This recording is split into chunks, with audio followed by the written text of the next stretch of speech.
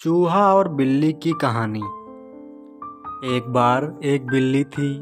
वो बहुत ही चालाक और चौकस थी और उसकी इसी चालाकी और चौकसी को देखकर चूहे भी सावधान हो गए थे और अब चूहे बिल्ली के हाथ नहीं आ रहे थे।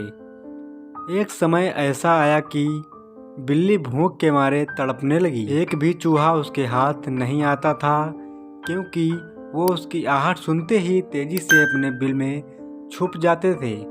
भूख से बचने के लिए बिल्ली योजना बनाने लगी। तभी उसके दिमाग में कुछ आया और वो एक टेबल पर उल्टी लेट गई।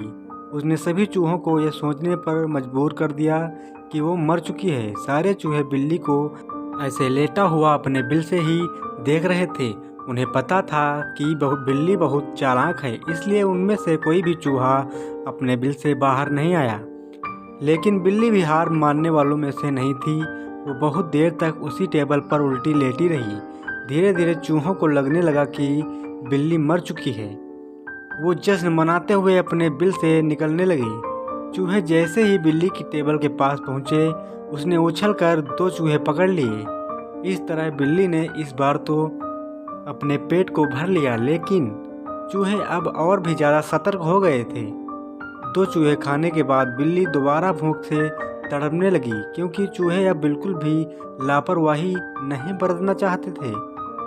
इस बार पेट भरने के लिए एक बार फिर बिल्ली को योजना बनानी थी, लेकिन इस बार छोटी योजना काम नहीं आने वाली थी। इसलिए बिल्ली ने अब खुद को पूरे आटे से ढक लिया।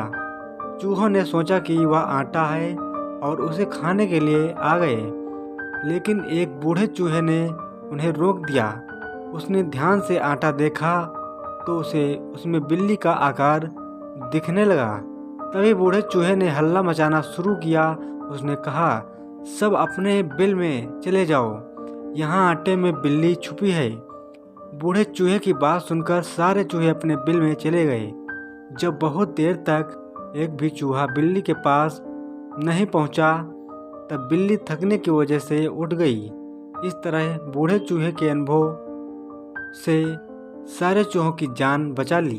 कहानी से सीख। बिल्ली और चूहे की कहानी से यह सीख मिलती है कि बुद्धि का इस्तेमाल करके धोखे से बचा जा सकता है।